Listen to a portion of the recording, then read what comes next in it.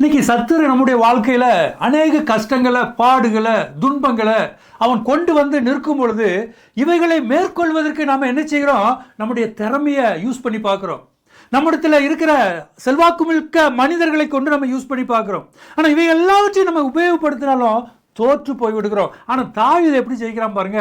அவன் முன்பதாக கோலியாத்து நிற்கிறான். சவுல் என்ன சொல்றான்? நீ என்னுடைய பட்டயத்தை எடுத்து கொண்டு போ அப்படின்னு சொல்லும் பொழுது அவன் சொல்றான், இந்த பட்டயம், இந்த உலகத்தின் பட்டயத்தை வைத்து என்னால ஜெயம் கொள்ள முடியாது.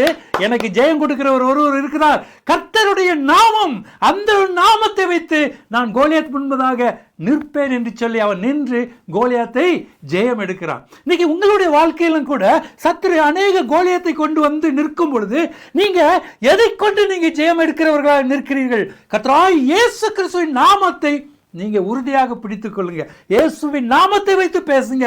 கோலியாத் முன்பதாக நின்று பேசுங்க. அவன் உங்களுடைய வாழ்க்கையை விட்டு அவன் விலகி ஓடுவதை, நீங்கள் ஜெயம் எடுப்பதை உங்களுடைய கண்கள் காணும். God plus.